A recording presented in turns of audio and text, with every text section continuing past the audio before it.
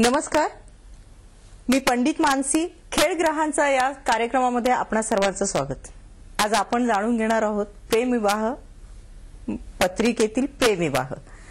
प्रेमविवाह याबद्दल प्रत्येकालाच उत्सुकता आहे. अविवाहित मुलामुलींच्याकडून बऱ्याच वेळेला असा प्रश्न येतो की आमचा विवाह कसा होईल. हे थोडक्यात म्हणजे लव्ह मॅरेज की अरेंज मॅरेज. पण प्रत्येकाला असं वाटतं की आपलं लव्ह मॅरेज व्हावं, आपला प्रेमविवाह व्हावा. प्रत्येकाची अशी अपेक्षा असते की आपण एखाद्या जाणत्या व्यक्तीशी लग्न करावं किंवा आपल्याला आवडत्या व्यक्तीशी लग्न करावं. मग प्रेमविवाह म्हणजे पत्रिकेमध्ये कसा बघावा. मी मागील भागामध्ये सांगितलं की शुक्र हा प्रणयाचा कारक. शुक्र हा जसा ऐश्वर्याचा आहे तसा भौतिक सुखाचाही कारक आहे. आणि पत्रिकेमध्ये जसं सप्तम स्थान हे वैवाहिक स्थान मानलं जातं तसं पंचम स्थान हे प्रेमाचं स्थान मानलं जातं. आता सप्तम स्थान आणि पंचम स्थान ह्या दोन्ही स्थानांशी ज्या वेळेला एकमेकाशी संबंध येतो त्यावेळेला मात्र प्रेमविवाह नक्की होतो. प्रेमविवाह बघताना बऱ्याच वेळेला शुक्राचा विचार केला जातो आणि त्याचबरोबर मंगळाचाही विचार केला जातो. शुक्र मंगळ. आता तुम्ही म्हणाल की मंगळाचा कसा विचार केला जातो. मांगलिक म्हणलं की आपण थोडंसं घाबरतो ना, पण नाही. मंगळ हा धाडसाचा कारक आहे आणि तो बऱ्याच वेळेला बडा देतो, म्हणजे एक धाडस देतो, एक आपल्याला त्याला आपण म्हणू की शुक्राला ताकद देतो, एक पुढे जाण्याचं. ज्याला म्हणतो की आपण एक मुलं-मुली प्रपोज करतात एकमेकाला त्यावेळेला जी ताकद असते, जी धाडस असते ती शुक्राला मंगळ देतो. आणि ज्यावेळेला शुक्राच्या युतीमध्ये चंद्र आणि मंगळ या ग्रहांचे नवपंचम योग किंवा युती बनली जाते त्यावेळेला मात्र प्रेमविवाहाचे जास्तीत जास्त संबंध येतात. आणखीन योग बघायचे म्हणलं तर पंचमेश म्हणजे पंचम स्थानाचा स्वामी म्हणजे पंचमेश आणि सप्तम स्थानाचा स्वामी म्हणजे सप्तमेश. हे दोन्ही ग्रहांचे ज्यावेळेला अन्योन्य योग होतात. अन्योन्य योग म्हणजे पंचमेश सप्तमात आणि सप्तमेश पंचमामध्ये असेल त्यावेळेला एक प्रेमविवाह होतो. सप्तमामध्ये शुक्र आणि चंद्र जरी एकटा असेल आणि त्याच्यावर कोणत्याही पापग्रहाची दृष्टी नसेल त्यावेळेला प्रेमविवाह नक्की होतो. बऱ्याच मुलींना असं वाटतं की कधी होईल आपला प्रेमविवाह किंवा कोणत्या वयामध्ये आपल्याला प्रेमविवाह होईल, आपण या प्रेमामध्ये कसं होऊ, यशस्वी होऊ किंवा नाही होऊ. यावेळेला मात्र दशेचा आणि मागील भागात जसं मी सांगितलं त्यावेळेला गोचरीचा सुद्धा विचार करावा लागतो. शुक्राशी ज्या वेळेला गोचर ग्रहाचा म्हणजे गोचरी भ्रमण करून ज्यावेळेला गुरु येतो त्यावेळेला जे योग बनतात शुक्राशी चंद्राशी गुरुचे त्यावेळेला सुद्धा प्रेमविवाह सक्सेस होतो, यशस्वीरित्या पार पडतो. आपण प्रेमामध्ये पडताना मागचा पुढचा विचार करत नाही, पण प्रेमामध्ये पडल्यानंतर आपल्याला प्रत्येकाला वाटतं की हा जो आपण निवडलेला जोडीदार आहे तो शेवटपर्यंत टिकावा, आपल्या बरोबर राहावा, त्याचा सहवास आपल्याला लाभावा. या वेळेला काही काळजी घेणं खूप गरजेचं असतं. या इथे मात्र प्रेमविवाह ठरवताना किंवा प्रेमविवाह बघताना पंचमामध्ये राहू किंवा सप्तमामध्ये पापग्रहांची दृष्टी असू नये. एकाही जोडीदाराच्यात म्हणजे जर मुलगी असेल आणि तिच्यामध्ये शुभ ग्रहांची युती वगैरे सगळे चांगले योग असतील आणि तिने निवडलेला जोडीदार असेल आणि त्यामध्ये जर पापग्रहांची दृष्टी वगैरे असे योग निर्माण होत असेल तरी सुद्धा प्रेमामध्ये अपयश येऊ शकतं. त्यामुळे आपण प्रेमविवाह ठरवताना अगदी शुक्राचा विचार करतो, तसाच मंगळाचाही करतो आणि त्याचबरोबर पापग्रहांचा किंवा पापग्रह युतीचा दृष्टींचा योगांचाही विचार करावा लागतो.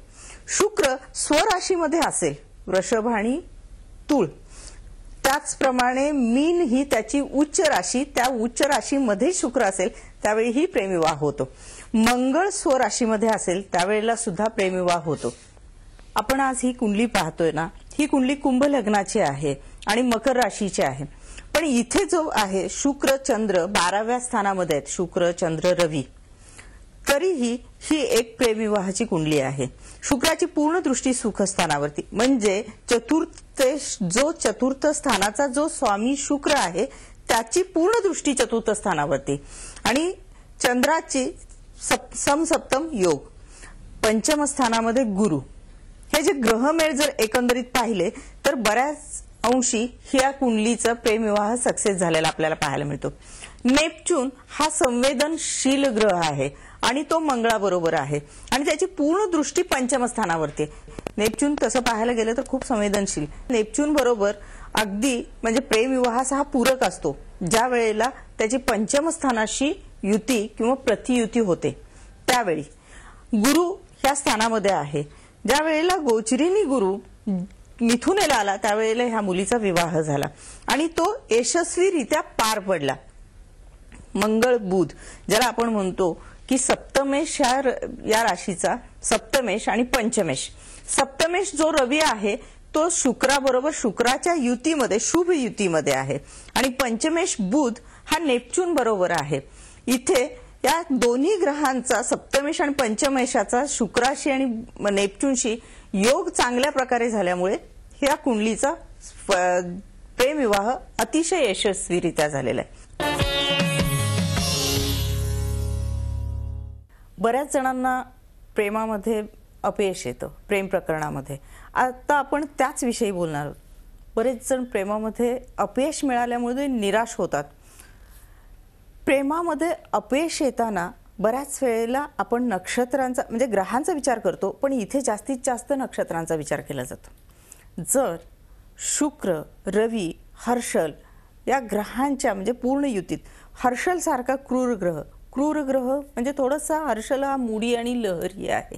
हर्षल ज्यावेळेला अनुराधा नक्षत्रामध्ये असेल आणि शुक्र, रवी हे जे ग्रह आहेत हर्षलच्या युतीमध्ये येत असतील तरीही प्रेमामध्ये अपयश येतं. शुक्र वर्गोत्तम म्हणजे काय की तूळ राशीमध्ये, वृषभ राशीपेक्षा शुक्र हा तूळ राशीमध्ये वर्गोत्तम बनतो. या राशीमध्ये शुक्र असेल आणि तो पापग्रहांच्या युती प्रतियुतीमध्ये असेल तरीही प्रेमामध्ये अपयश येतं. सप्तमेश मेष राशीमध्ये म्हणजे कृतिका नक्षत्रामध्ये पाप नक्षत्रामध्ये असेल, सप्तमेश म्हणजे सप्तम स्थानाचा स्वामी हा जर मेष राशीमध्ये कृतिका नक्षत्रात पाप नक्षत्रामध्ये असेल तरीही प्रेमामध्ये अपयश येतं.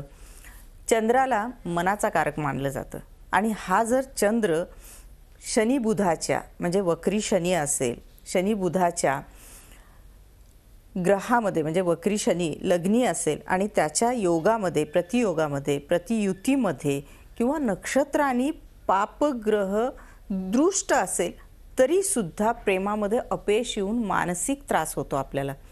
यामध्ये खूप नैराश्य प्राप्त होतं. बऱ्याच वेळेला यातून बाहेर पडणं मुश्किल होऊन जातं.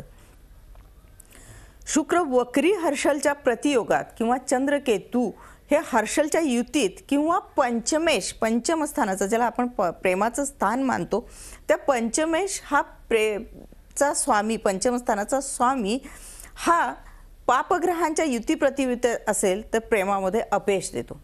सप्तमेश जर सप्तमेश शनी असेल आणि तो मूळ नक्षत्रामध्ये जरी असेल किंवा आश्लेषा नक्षत्रामध्ये असेल, कृतिका नक्षत्रामध्ये असेल, ह्या पाप नक्षत्रामध्ये असेल त्यावेळेला प्रेमामध्ये यश येतं.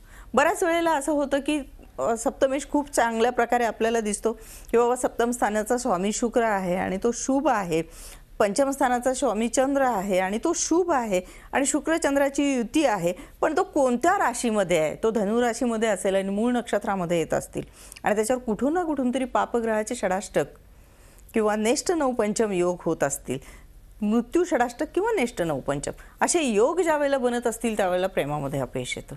बऱ्याच वेळेला काही माझ्याकडे क्लायंट येतात आणि ते म्हणतात आम्ही 5-10 वर्ष झालं आमचं प्रेम प्रकरण असंच चालू होतं आणि आत्ता आमचं ब्रेकअप झालं.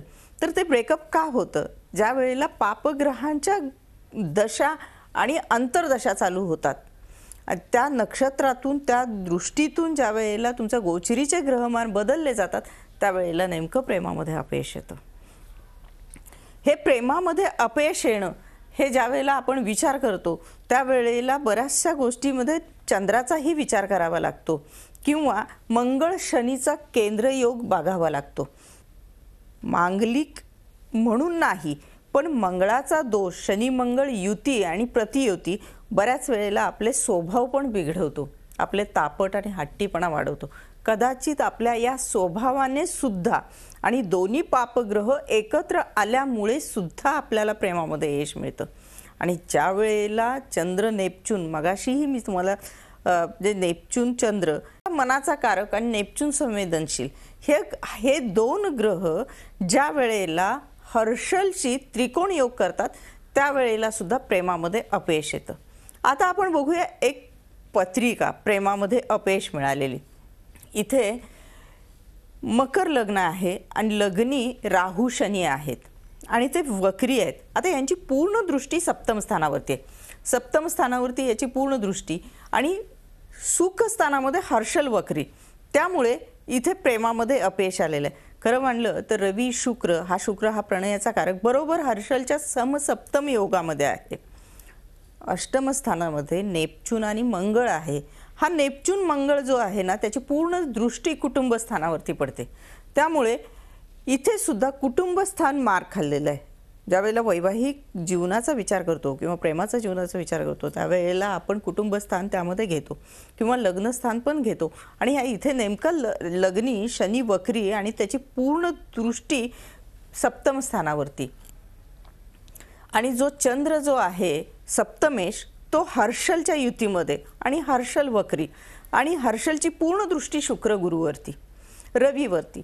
शुक्र स्वराशीत आहे, वर्गोत्तम आहे, तरी सुद्धा इथे प्रेमामध्ये अपयश मिळालेलं आहे. कारण हर्षल वक्री असून या क्रूर ग्रहाची पूर्ण शुक्रावरती दृष्टी आहे. ज्या वेळेला आपल्याला प्रेमामध्ये अपयश येतं आणि ते यशस्वी होण्यासाठी काही उपाय किंवा काही मंत्र जरी आपण म्हणाले तरी बऱ्याचपैकी आपल्याला फरक पडतो.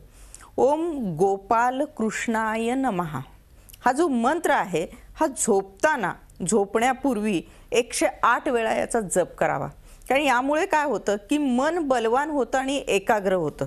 सहसा आपण मनाच्या अधीन जात असल्यामुळे काहीतरी गोष्टी बिघडत जातात. त्यामुळे मन बलवान करण्यासाठी एकाग्र करण्यासाठी या मंत्राचा जप करणं खूप गरजेचं आहे. दुसरी गोष्ट म्हणजे दुर्गा सप्तशतीमध्ये अर्गला स्तोत्र आहे.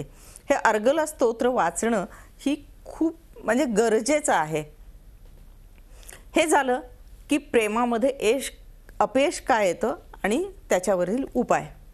आज आपण खेळ ग्रहांचा या कार्यक्रमामध्ये इथेच थांबूया. पुढे असेच काही विषयावरती चर्चासत्र चालू राहणार आहे. तोपर्यंत पंडित मानसीचा नमस्कार.